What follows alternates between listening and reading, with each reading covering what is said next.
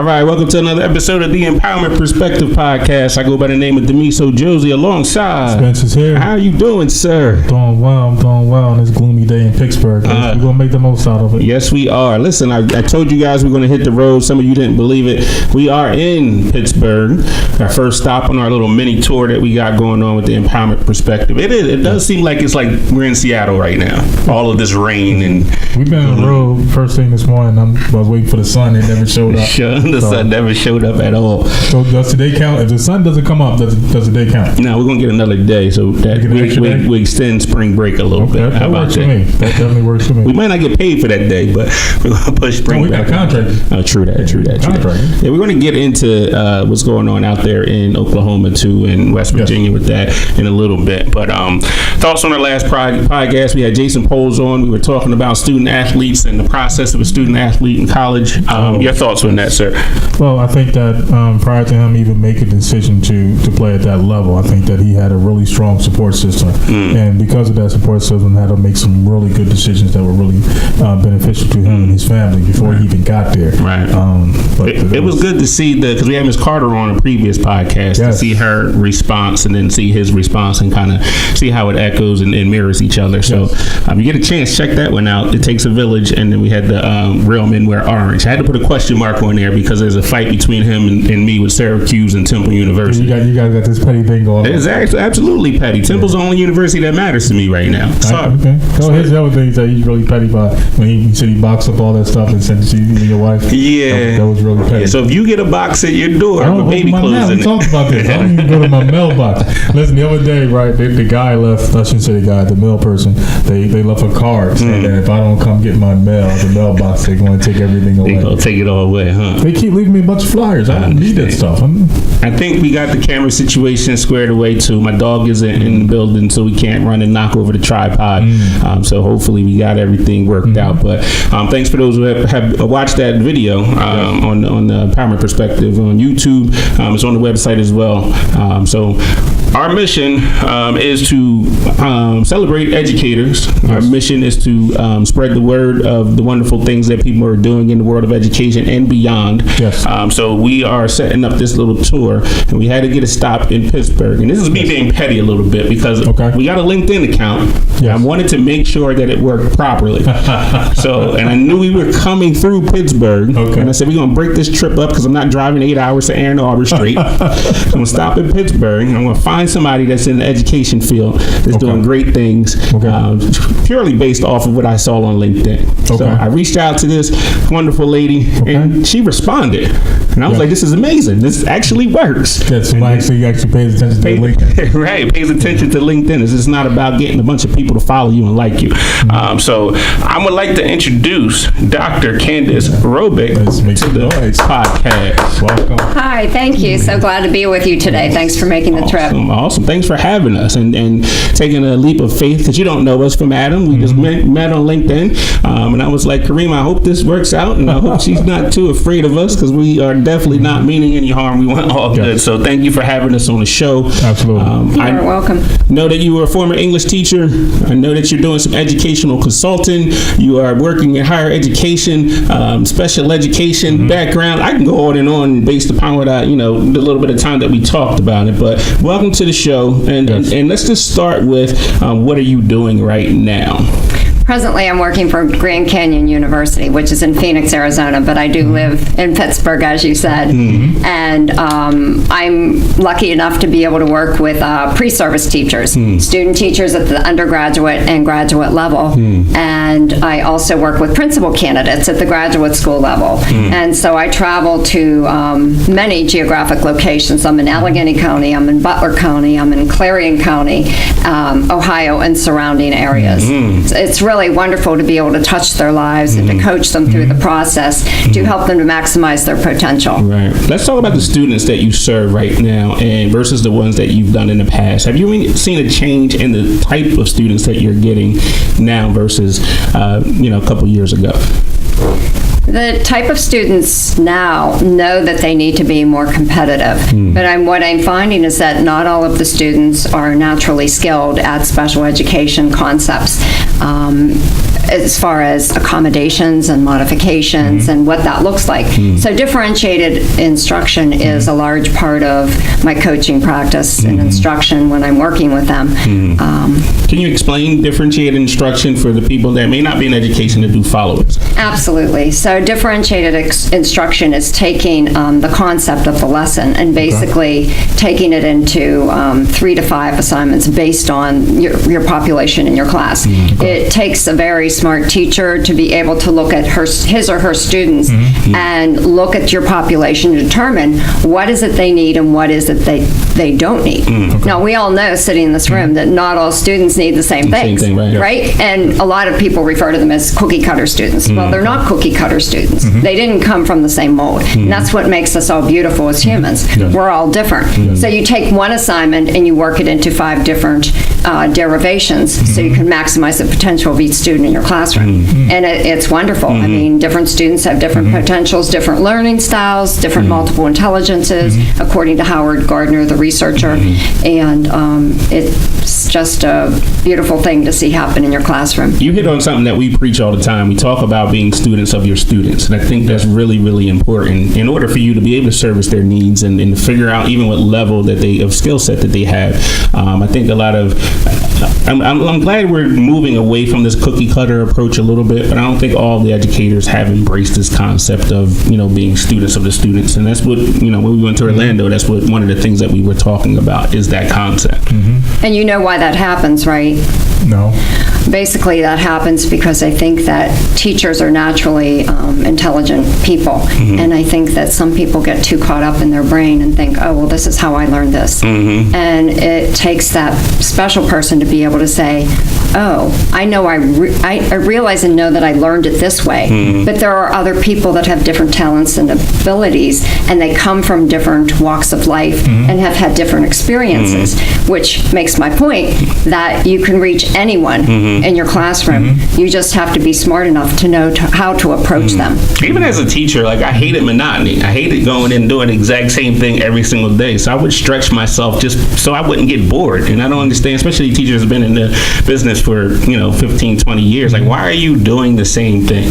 There's technology is different, the students are different, situations are different. Like, why are you continuing to do the same thing? It's tough because I think that anytime, well, especially when it doesn't work.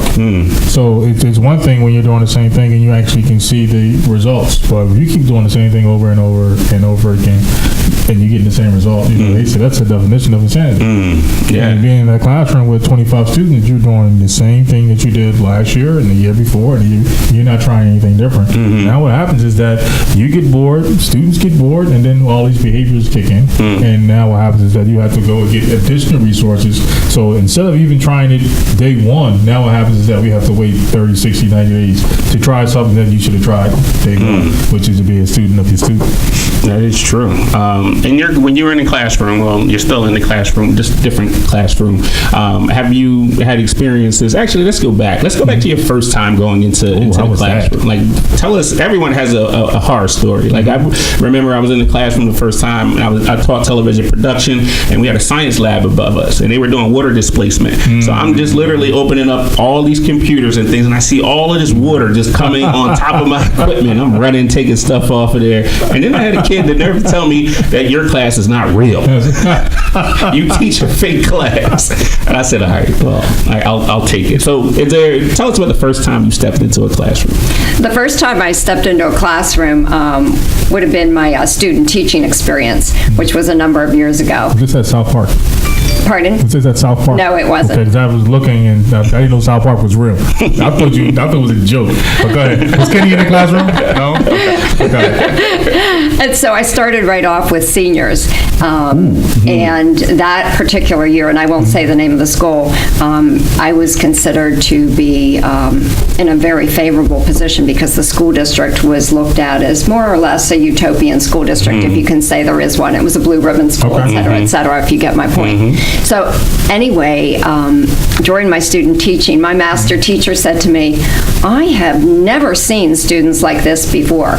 We had students on drugs, we had students doing alcohol, it was just amazing because this had never happened before. How did your master teacher know that you had all these things going on? Did you Well, because of the relationship that they had with the guidance counselors. Okay. And a lot of our students happen to be in the guidance counselor's office a lot of the time. So kids come to you and tell you that they're on drugs? Because then I got to do my job.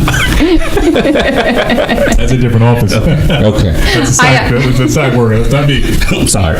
I have to tell you, I'll be honest with you, I didn't feel prepared at all. I felt like I needed to be a social worker, Yes. trained to be a guidance counselor, Yes. Keep going. something like that. Lawyer. Right. Yes. I mean, I need to do all those things. There were a lot of kids that had eating disorders. There were kids that were violent towards their parents. And there were a lot of situations. We actually had a suicide. And unfortunately, that seems All to be this on coming. the first day? This, not all the I first thought you said day. all this on the first day? Man, that's a rough It day. was over a couple months period of time, but still. She went I mean- home like, honey, I don't know if I can do it. There's just Cut too off much the meat. going on. So anyway, you know what I did after I graduated from college? I had a teaching job to go to, but guess where I went? Straight to nursing school. Really? I feel like it's the same thing. You still got to be a psychologist when you're dealing with patients, and then all these different hats that you have to wear. Why did you decide to go that route? Excuse me. I decided to That go. water that you have that nobody else has in the room. I decided to go that route so I could learn more about my students and the situations that they were dealing with, because I wanted to feel more qualified. I wanted to be more like an expert, Okay. and that's exactly what that gave me. All right, so go back to that first day. I'm sorry, we kind of went off. Did you on go a to tangent. the hospital where you're working in a medical office when you finished nursing school, or I worked in intensive care. ICU? Wow. Okay. Yes, but during my experience, 22-month experience in the nursing school, and I'm sure you know what my parents said when I did that, right? You're on your own. Absolutely. So I had to work my way through nursing school, but I loved it. I was able to work at Western Psych. I was able to do labor and delivery. I was able to work in the children's unit at Western Psych, eating disorder unit, wow. you name it, schizophrenia. Wow. It was a fabulous experience. It was eye-opening, Wow. but I loved every minute of it. Which first day was better? Was it the first day that you had in school or the first day that you had in ICU? The first day that I had in my nurse's training and the first day in the ICU. Which one were you prepared more for? Nursing. Nursing. Yes, because it was a clinical program at Shady Side Hospital of Pittsburgh. And I mean, I believe that clinical programs have a lot to offer, because I'm sure you've heard of nurses, and you interviewed nurses a couple weeks ago, nurses that maybe do a 4-year BSN program, and then nurses that go straight into clinical. I've actually met people that have completed their program, but they didn't know how much they would not care for the clinical part of things. Whereas in a clinical program, you're in the hospital within the first couple of Right. weeks. A lot more hands-on than that. Right.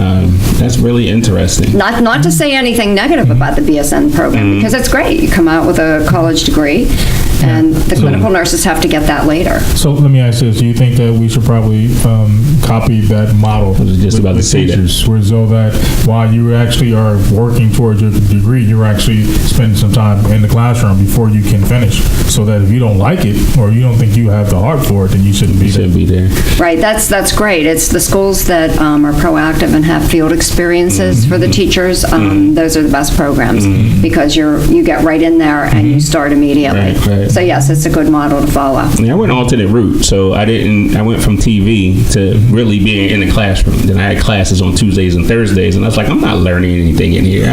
This hierarchy and all this other stuff, it wasn't practical. Okay. Like, I mean, I got it. I understood the philosophy behind it, but it wasn't something that I could use every single day in my classroom when I got kids telling me that my class don't matter, or they, they're hungry and they, or this one's strung out on whatever. That stuff is a little bit, I think we we should throw them in there first year. You should have one semester. Let's put you in a classroom with obviously an aide to guide you to see if you really are about teaching and education. Part of my practicum is that I actually had an opportunity to go and be inside the actual school. And we had Harvey when I told you that's how I cut my teeth, being in there in an alternative school. So, and this was an alternative high school.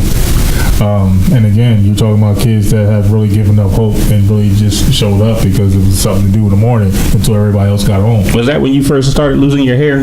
You got a little stressed out when you was in there? That was actually when it's way out before even that. So I started balding. Way before that I started balding. That's interesting. So why did you decide to get into education in the first place? Well, actually, if you want to know when I first became interested in teaching was when I was 4 years old. Like 1, 2, 3, 4? Exactly, 1, 2, 3, 4. Put 5 fingers on. Put 5 fingers. I wanted a slate board that I could write on with chalk, and I used to run classes for the neighborhood. What do you mean? I used to run reading classes. I used to teach kids the alphabet. I did. Wait a minute. Yes. Were these other 4-year-olds? Were they older? Like what age range are you talking? I think these are doll babies that she had and she You pulled a string in there. So what age range were we talking that came to? I'm fascinated by this. Just different kids that were my age that didn't know their alphabet, and I love teaching it. That's crazy. I mean, and I did that pretty much all the way up and through elementary school. You were a tutor starting at I know. 4. I worked with my sister a lot too, so it was just something that was part of my life. Did the parents pay you? You were doing a service. No. I did it for fun. Wow. That's how you love something. You're doing it for fun. Right. I don't know. I don't think I could do that. The kids in my neighborhood would have laughed at me. Have to keep up the image, right? Yeah. Yes, yeah. Right.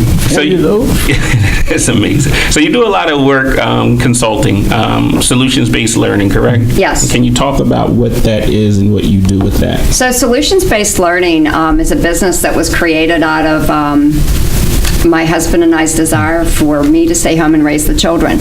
So I left healthcare administration, and I had my children back to back, and I thought, I need a business that I can run when I'm at home. So I started a tutoring business and was picked up through Pennsylvania's program through Governor Rendell, Classroom Plus. And that was a very selective tutoring program, and they had you complete a 20 or 25-page application, and you had to show your data. So I'm sure you all know, because you're in education, about the Foresight test. And Foresight was very popular at one point in time. And so the tutors had to purchase that test and show how successful they were at math and reading. So I was selected. You had to apply every year. You had to submit your data to show the growth that your students achieved. So I've been at this since 2000, the early 2000s, and my business really skyrocketed through Classroom Plus. Oh, wow. They sent a flyer out to all of the people in the area that had children that were not proficient, that were below the 50th percentile in math and reading, and my name was the only tutor in this area. Wow. So the one summer I had 60 students on my caseload. They were all recommendations from when she was 4. Absolutely. She does good work. She does good work. It goes way back. Yes, that's correct. So I had to show the data, and so the data showed that if I spent 13 one-on-one hours with the students, that they would progress 2 grade levels in math and in reading. Really? For every 13, you get 2 grade levels? Every 13 hours of one-on-one, yes. Wow. Those are my statistics. And That's amazing. so learning is a science. And if you break the code, I've broken the code. I know how to do it. And I work with students in all subjects. So last summer I decided, well, this is working so well for students. It's working so well for parents, because I've done a lot of coaching for parents as far as when they're pursuing homeschooling instances, or how showing them and coaching them on how to teach a particular curriculum, or how to teach their children how to write, and many other situations. So coaching for students, for parents, and then I expanded and rebranded my business business this summer to include school systems and corporations. Because I can walk into a corporation or a school, work with an administrator, work with a teacher, and show them how to improve their practice. Wow. It's impressive. Sounds a lot like what we're getting into a little bit. That's really impressive. A little bit different, but yeah, absolutely. We have a running question on our show of asking people what their why is. We try to reach our students, and a lot of them, we ask them why you come to school, and they'll say stuff like to learn. Yeah. Okay. So when you asked her about the running question, she got nervous. I know. We're not going to do that. You're not going to have your time to say that, the petty question. She was nervous. We're not going to do that. So every time we ask this question to a student, right, everybody gives the same answer. So when you're talking about a cookie cutter, when you ask a student why they're there, they'll give you the reason that a teacher told them they were in school. So they need to say, I'm here because I want to learn social studies, math, science, but they'll never give you their individual why. Right. And a lot of teachers, we asked the question to a lot of teachers too, and they don't really know their why. And if you don't know why you're into something and you don't have that motivation, when those dark times come, it's easy for you to quit, and it's easy for you to give up. So what is your why? What drives you to do what you're doing? Well, my burning desire and my why is to help students start thinking about what type of career that they'd like to pursue. And I'm talking at any age. We're career and college ready in all of our school systems in this area and beyond. And students need to be able to think in kindergarten, what is it that they're interested in? What are their strengths? What are their weaknesses? So I believe that the teacher is the key individual, the one that helps to mold the student and help them to encourage them and to help them think about the things that they do well and the things that they need to improve on, and some things that they might want to pursue later on in life. Absolutely. Which causes me to show you my research. This is my research. This is my PhD that I published, and it's about transition. So everyone at the table knows that with the individual education plan, the transition is a mandatory component by the child's 14th birthday. So you're telling me now that you are in favor of every kid having an individual education? Every child, not just the special education children, where it's documented, but every child. I knew there was a reason why I liked her. Right. And you have to think of these opportunities because whatever you expose your students to or your children to in life, that's who makes them become who they are. So if it's that volunteer experience at the hospital that they are able to apply for at age 11 or 12, running an escort service in the hospital as far as transferring patients to different testing, to different departments, developing customer service skills, hands-on experiences in the school system, being able to have students work in the cafeteria, to pass out trays if they're using trays, or to be in charge of the recycling or the disposal process in the cafeteria. Teaching honest-to-goodness skills that will transfer over into the career world. Right. So we talked about differentiated instruction. How can you not, on some level, have an individual education plan if you're differentiating your instruction for these kids? To me, it kind of goes hand in hand if you really, really think about it. Well, even when parents send their kids to school, you should have a plan for your son or daughter. Like, you just can't just send them and say, okay, I see you at 3 o'clock. No, you need to actually have a plan for them so that every day when they arrive, they know they're working towards something. So that one day at a time, that one step at a time goal becomes a reality, because every day is going to get you a step closer to whatever it is that you're trying to get to. Right. Yeah. So it's a true statement. I was going to go somewhere. I had a follow-up question. I can't remember what it was now. So I'm just going to move on because I can't remember. I'm getting old. It's been a long drive. Sorry. I offered to drive. He said he got it. So. Yeah. You know how you get comfortable and you just keep rolling, and I was happy that you were comfortable. I was comfortable too. So you did a lot of work in urban education, correct? Yes. Why did you choose to use that area to focus on? Well, basically, if you want to find the most underserved populations, it's typically in the urban school. And so I thought if I've been blessed with these skills and talent, and a certain level of expertise, then I should be using it to my fullest potential. And so for me, that was working with urban populations where they might not have people that are invested in learning science or people that are interested in going to that area. So I have a heart. I have a heart for the students. Okay. And it's important for me to teach them how to read. I'm also a reading specialist besides a special educator. Nurse, reading specialist, math specialist, scientist, astronaut. You know, can you say some jobs for other people, please? She's the reason why the economy is messed up. And why unemployment rate is so high, because she has all the jobs. So basically, the students in high school were not able to read. And How is that possible? Well, it can happen if they don't have the right programs in place. And, I'm sure you've seen different things where students fall through the cracks. There's been some literature. Joe Torgeson wrote an article on children falling through the cracks. And you just have to have the right programs in place. And you have to go back and look at when students were learning to read, what were the literacy components that were in place? Did you have a program that incorporated the 5 essential components to reading? Phonics, phonemic awareness, vocabulary, fluency, and comprehension. If you didn't have a comprehensive program and the teachers didn't maintain fidelity to that program, then you're not going to have successful students. So if you design intervention groups, which a lot of schools are very, very proficient at doing that, or should I say advanced. Some schools are, but not all schools are. And so you have to employ the correct individuals to make sure that all of these variables are in place. Right. So let me ask, would you suggest that we start putting more energy and effort into that 3rd grade year? Because I think that's the biggest transition. What would you say earlier?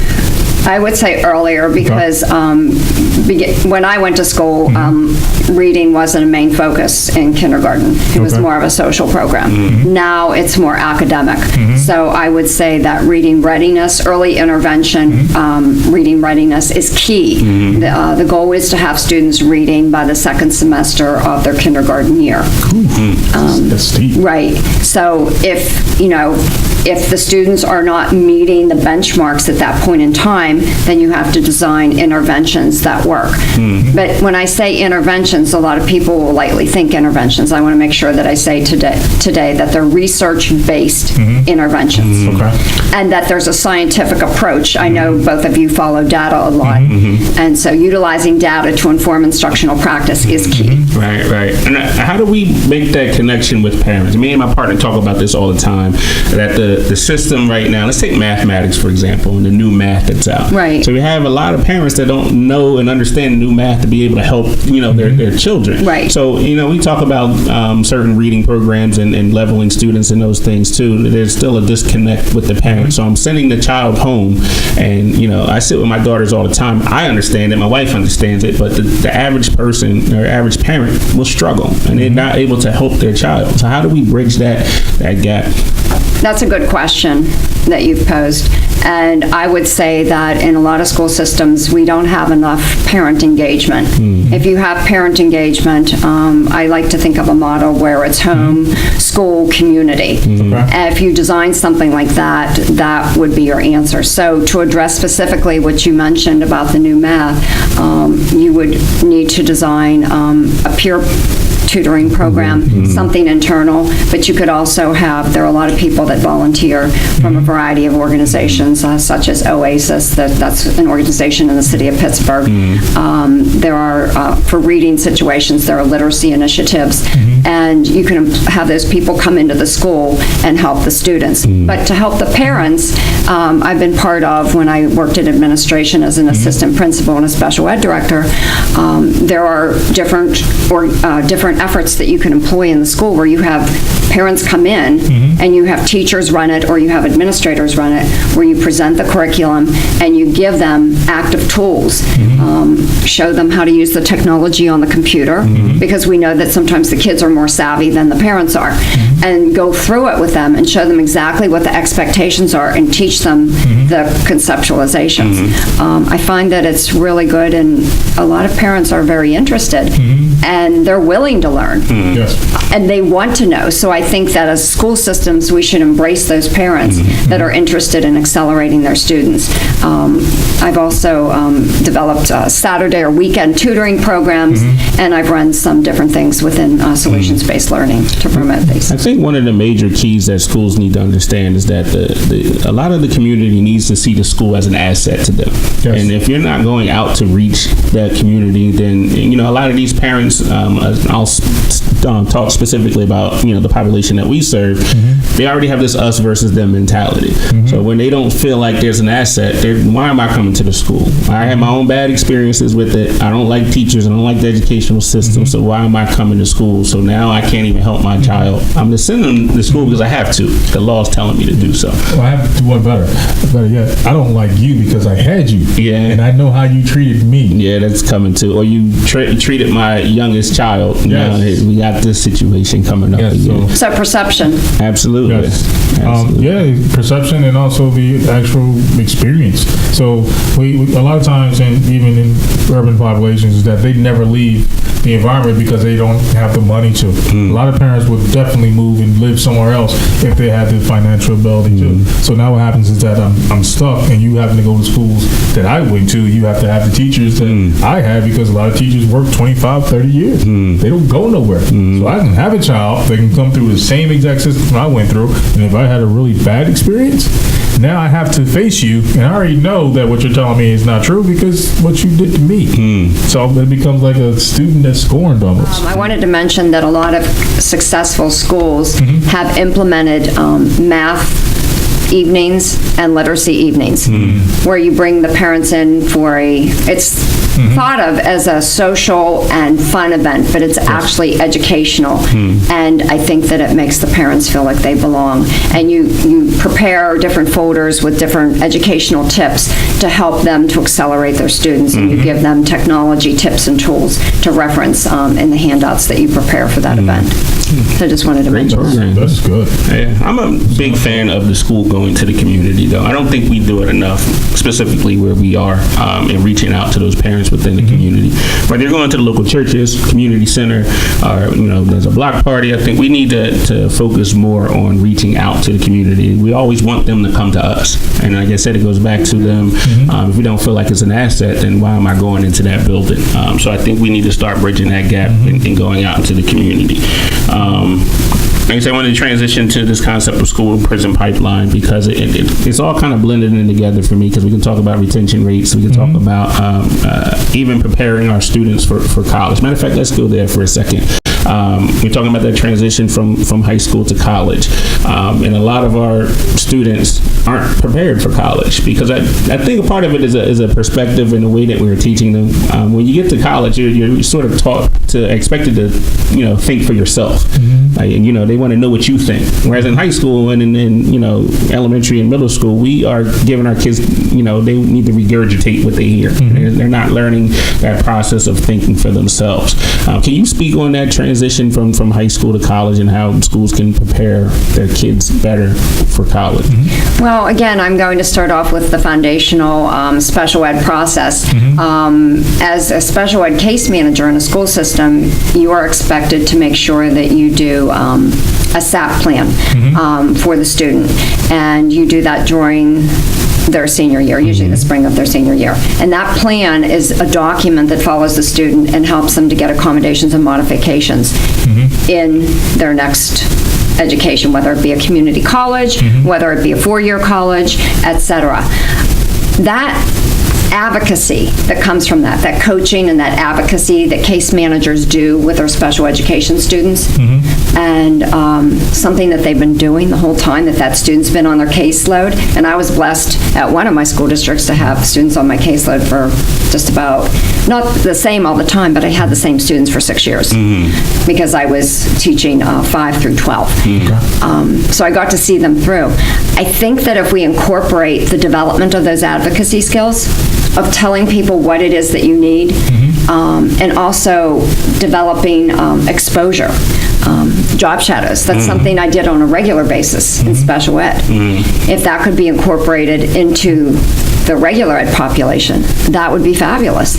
I think the development of those programs would help that. But just looking at what we had talked about earlier, transition in the schools, career and college ready, there are a lot of software programs, and I'm sure you're familiar. Yes. As a guidance counselor, one that comes to mind is Bridges. And Bridges has programs from grade 7 up through 12. And having kids develop a career portfolio, I think that's important. There's another one called Naviance that a lot of schools... Naviance is good, as well as New Jersey Can. That's what we have. Yes. So if you have the students interacting with that, but you notice I'm just saying students, the parents also have to be involved. I know with Naviance, you want to incorporate the parent population into the development of that career portfolio and have a nice feedback session with the guidance counselor just to make sure that everyone's on track and that no one's falling through the cracks. I believe that would be something that would be fulfilling. Well, I'll say this.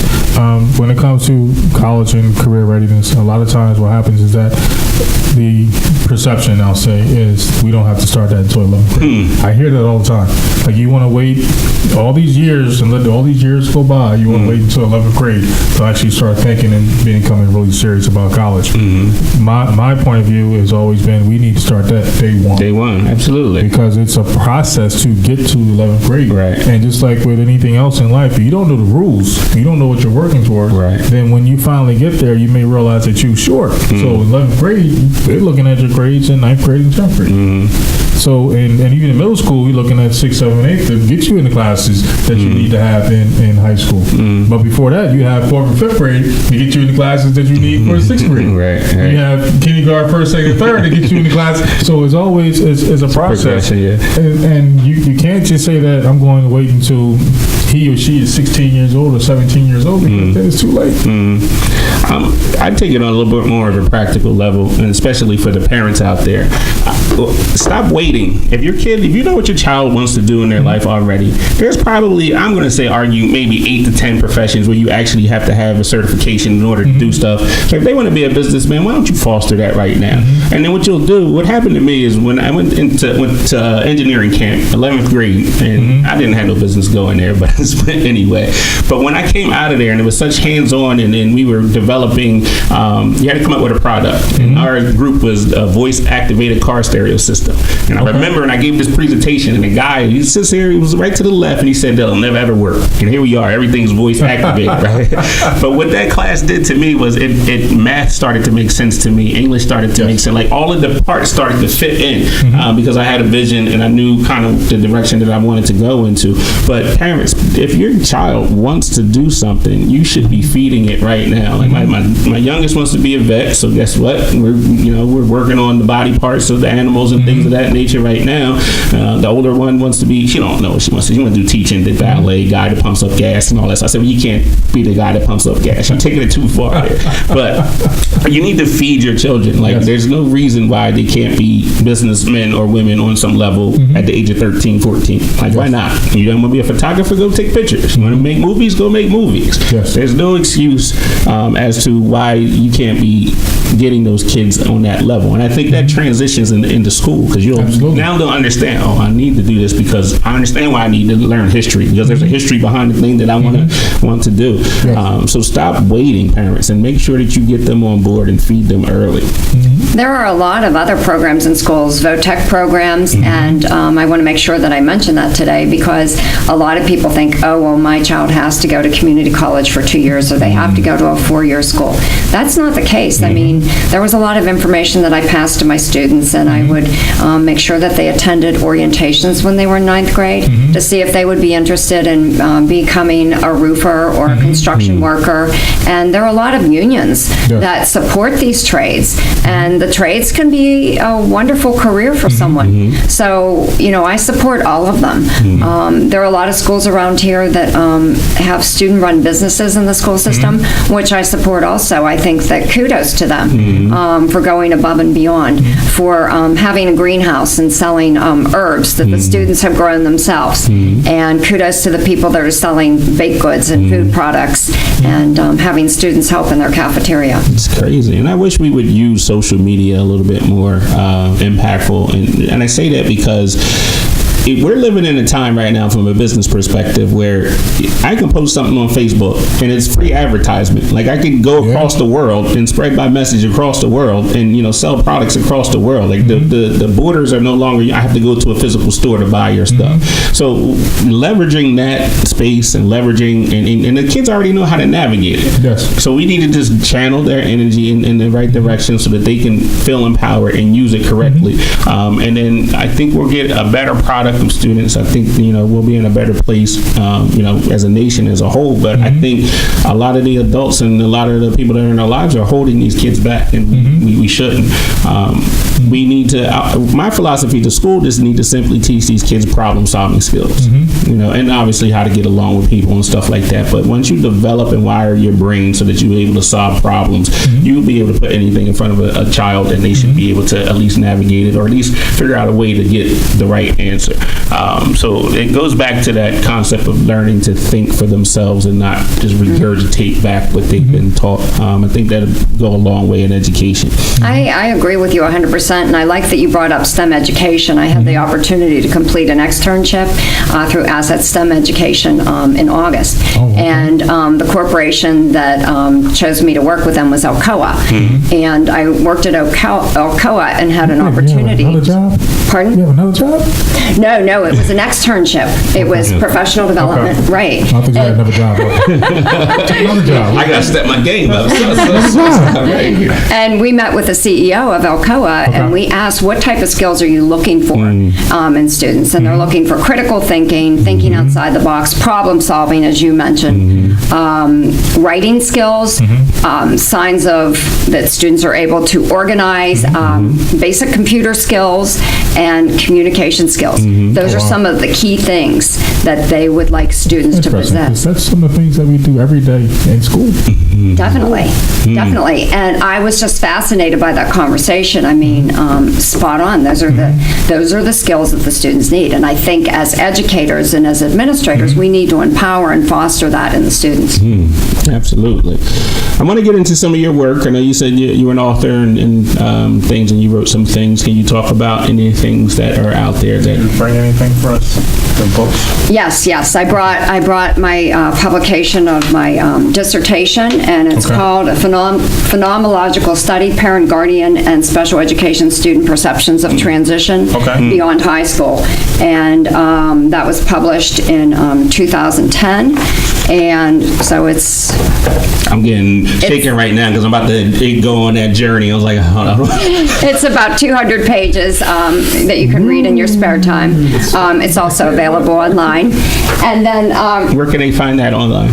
Recently, I was published by Grand Canyon University.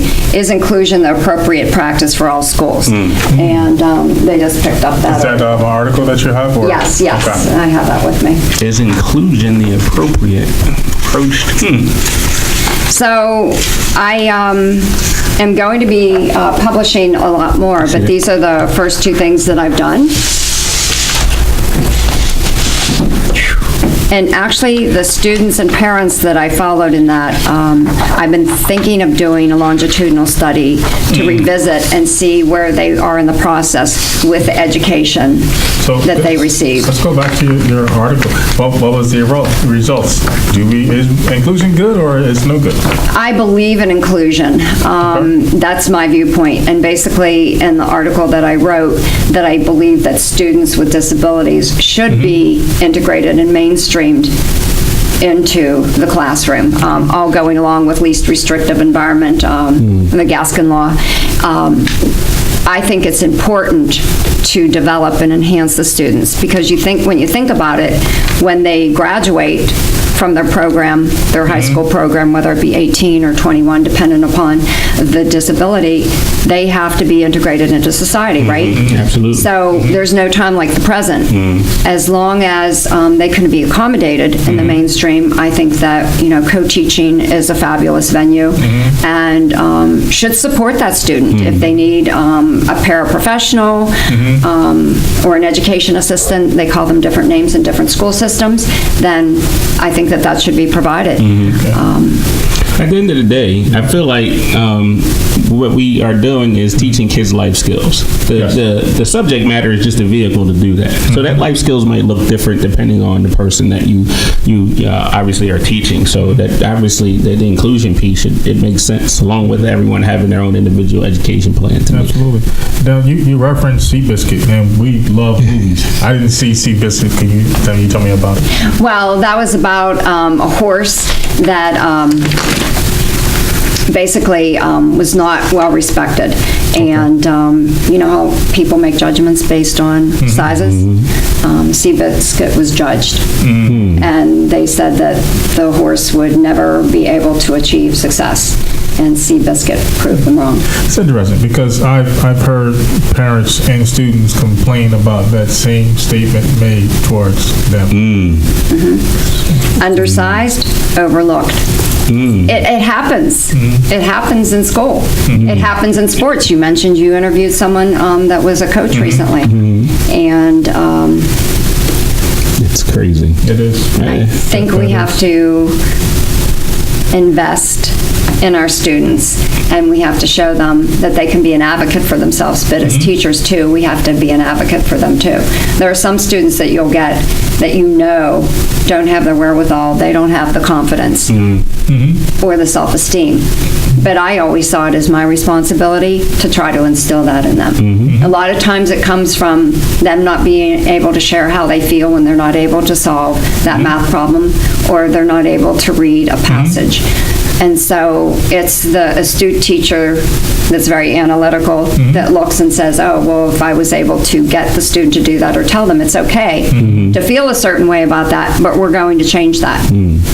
One of the things that's important to always tell your students, and I think you alluded to this earlier, is that it's as much of an experience for me as a teacher in the classroom as it is for my students. And I always tell my students that it's a safe place to learn and that I'm learning right there with them. Right. I can't even tell you how many of my students have taught me so many things over the years. It's been quite valuable. And I always tell them it's a give and take. Every day I walk into my office, even as an assistant principal, and I tell my, especially the young ladies this every time. I said, every time I have a conversation with somebody, I'm trying to learn something from them. So when I talk to the young ladies, I said, I have 2 young daughters at home. So at some point, they're going to be 14, 15 years old. This conversation is going to come back. So I'm actually learning from them in every single process that I take. And then, you know, we have, especially our schools, it's so diverse. Like you can't, you know, relate to everybody based off of your background. So there is a learning process that needs to go into teaching. You need to be able to expand your horizons. And I look forward to those moments more so than me teaching a lesson. I'm just one that's just always trying to soak up information and try to learn it and then use it against my daughters later. That's petty. It is petty. It is petty. We're not going to bring up petty. We're not going to talk about petty. I was letting you know that's petty. How can people get in contact with you in terms of your business? They can reach me at https://solutionsbasedlearning.com. Okay. And then especially our audience, hopefully we're growing in the Pittsburgh area after this trip. So make sure that you check out Dr. Robick out there and the wonderful things that she's doing. But before we let you go, we do have to ask you some questions. All right. We'll take it easy on you. Okay. You mentioned the movie. Yes. What was the last movie that made you cry? Well, there are actually 2, if I'm able. Oh, sure. Sure. Okay.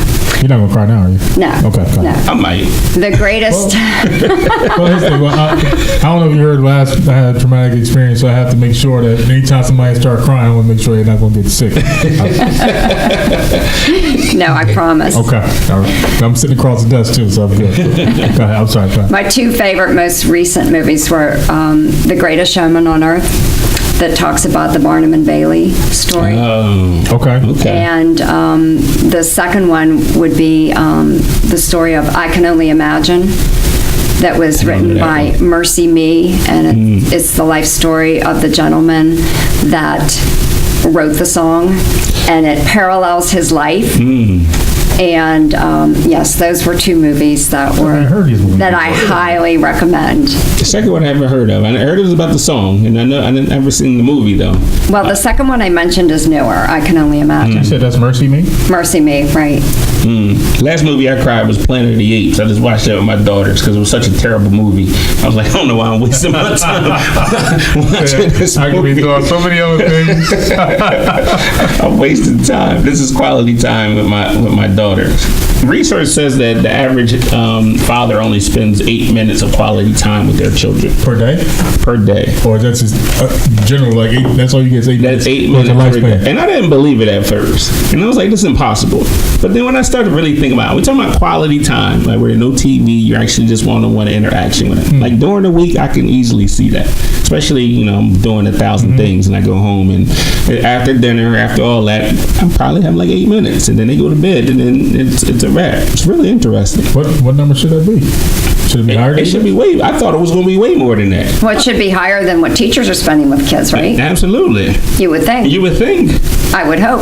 How much time teachers actually spending without? Well, it Well, depends each on class period is about 45 minutes, but then if you're looking at double reading blocks or double math blocks, that's 90 minutes. It also But depends on the That's teacher. not They gotta 101 be though. talking to the kids though. Sometimes they'll sit back in the back of the room. Yeah. I'm sort of bored. I'm just going to sit here. Filing their nails. And, yeah. Absolutely. Clipping coupons and stuff. No. We don't do that in education. No. I seen that in the movie. In the movie. Yeah, the movie called Bad Teacher, Yes. correct? Yes. They got that from somewhere, though. The idea didn't just come out of left They field. did some research. They did some research. And said, That's way back. how about music? Who are you listening to? Well, I like classical music. It's tried and true, and your, typical show tunes. What do you mean Blues. show tunes? Pardon? Wait. Show tunes? My wife loves them. Show tunes, Broadway. Broadway. Okay. When you said show tunes, Porgy and Bess, Ooh. Okay. you have to understand where my Summertime, This is how my mind works. When you Ella say show Fitzgerald. You say show There tunes, you I'm go. thinking that you're like listening to like the intro to like Tom and Jerry or something Like like that. Seinfeld or Yeah, that's what I'm thinking of. No. Sit in the car, listen to show tunes. We just listened to Fresh Prince on the way up here. Did you know that was a full song? The Fresh Prince of Bel-Air open. Born West Philadelphia, born and raised here. It's a whole entire song. You never seen the show? It came on back in the 90s. With, No, I've heard of Will it. Smith. Oh, okay. I like It's a whole entire song. Yeah, we didn't know it was a full song. Will Smith, we need you on the podcast. I Yes. see you out there posting Absolutely. wonderful things. So anybody know Will Smith, send them this link. We need him on the podcast. We'll fly out to wherever you are and get you on the podcast. So, getting back to music, blues, microtherapy, if I need to relax, chill, and then my students' influence, really like hip hop because I like to dance, soft rap, and electronic beat. Like we was listening to in a way. What kind of dances do you do? What kind of hip hop dances do you do? What kind? Yes. The ones I can handle. That's just two-stepping all day. That's what we doing here. So let's do the I same was trying to thing. see how far she's gonna go in. The percolator and all that. I can't do all Sticky leg that. and all that Sticky good leg. Hit the quan, all that. No, we ain't I doing that. maybe can do it. I might not know the terminology. Oh, I can't dance, so I'll be the first one. That's why you two-step all day. That's what you yes. do. Depending on how fast the music's going. Absolutely. Yeah, I'll sit against the wall. I won't even, do Play the that. wall? Yeah, play the wall. So we're out here in Pittsburgh, Yes. and you mentioned something about a riverfront or river walk or something. Waterfront. Waterfront. I knew it was Waterfront, something. okay. Like, what is there? I know we need to get a Primanti's brother sandwich while we're out here. Oh, I can show you. That's in the That's strip district. Yeah, we're going to That's do the that. guy with the Roethlisberger sandwich? Is that the Roethlisberger sandwich? I don't think These that are theme was- sandwiches? The Primanti's sandwich, the tradition in Pittsburgh is to get your meat and cheese, and then you have coleslaw on top. Okay. And the sandwiches Right, are doctor. about this tall. All right, doctor, here's the thing. All right. I don't eat no pork. Okay, All right. I don't eat beef. okay. And I don't eat mayonnaise. So you could probably get a vegetarian A one. vegetarian I burger. don't like vegetables either. What do you eat? Then you can eat the bread with the coleslaw. There you go. Well, I don't know. Do you do coleslaw if you don't like veggies? The mayonnaise. I Can't do it. Is the O still there? Maybe you could eat bread. What kind of bread? Like garlic bread or No, something? it's really, just- no, it's like a French bread that the Primanti's use. We're going to eat Primanti's Like- brothers while we're down there. Like an Italian, a thick Italian bread.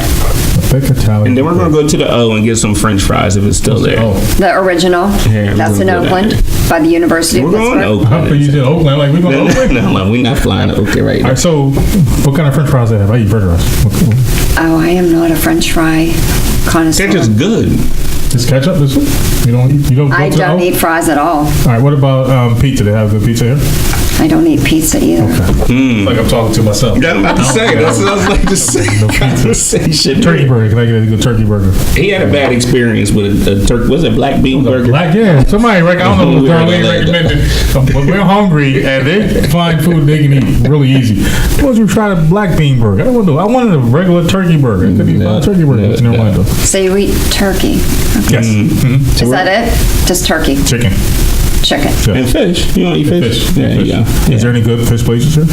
Oh, absolutely. At the waterfront, they have a good place. It's called Mitchell's.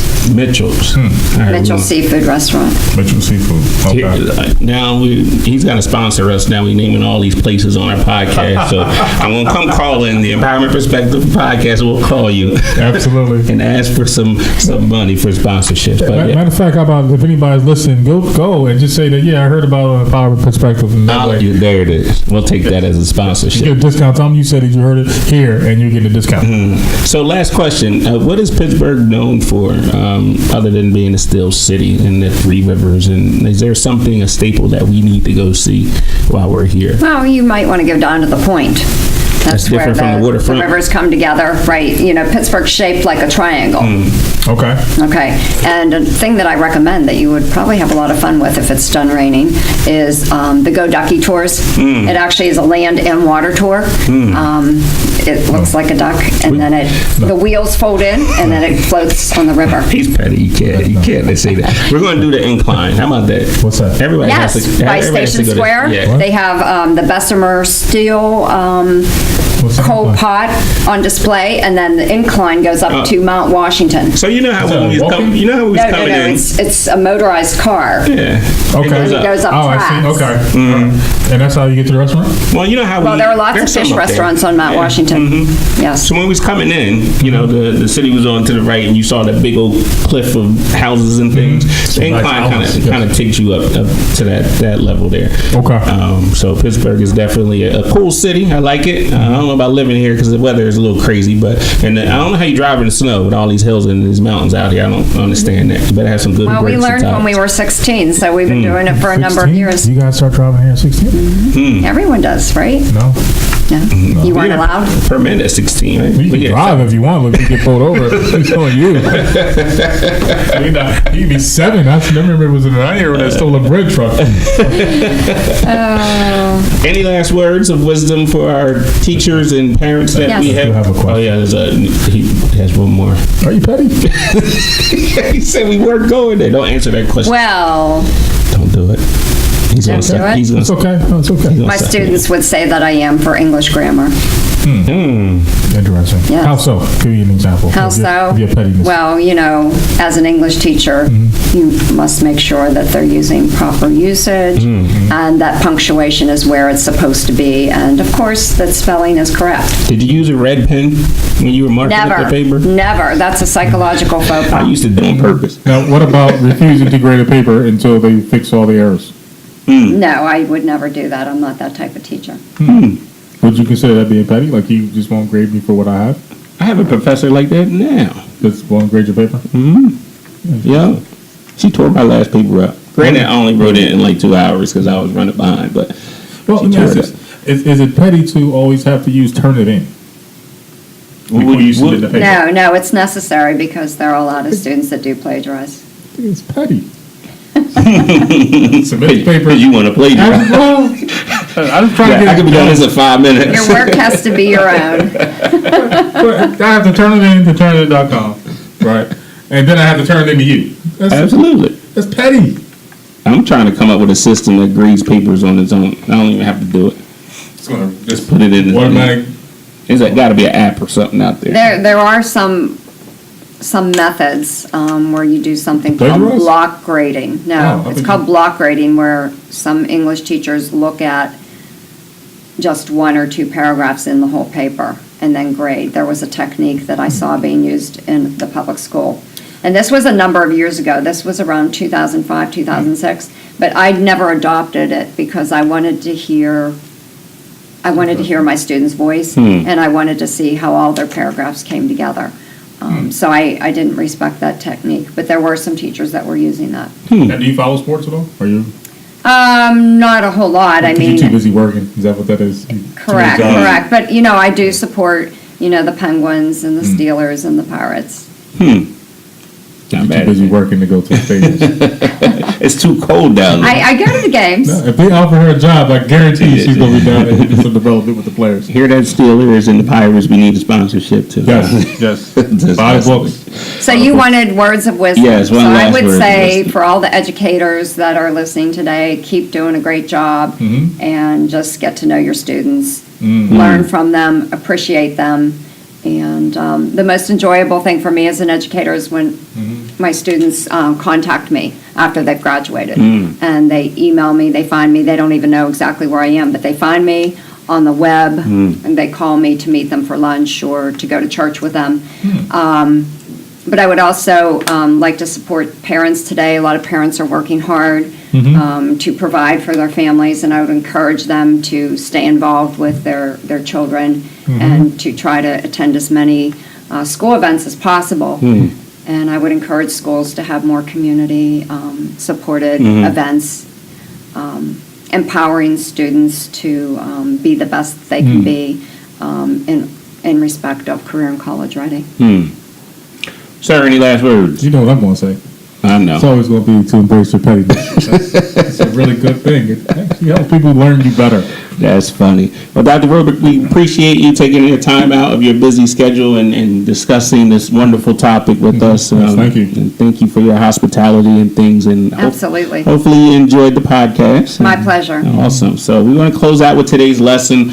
Today's lesson is dream big. The issue, when I'm finding out, is a lot of people are dreaming too small and thinking too small. When you think about your goals and the things that you want in life, I want you to dream big. I want you to dream bigger than what you can possibly imagine. Because once you dream big and you go out there and you put in that work and hustle and go after it, you never know what can happen. This podcast would have never happened if I didn't think big and just went out on a limb and reached out to Dr. Robick and made things happen so we have a wonderful discussion. The road trip out to Detroit and Chicago would have never happened. All of the stuff the Empowerment Perspective is about would have never happened if we were, dreaming and thinking small. So please encourage yourself and your children to think big. Stop thinking small-minded. The world is bigger than the block that you live on, and there's a lot of opportunity out there. You just got to go get it. So on behalf of the Empowerment Perspective Group, stay empowered. Yes.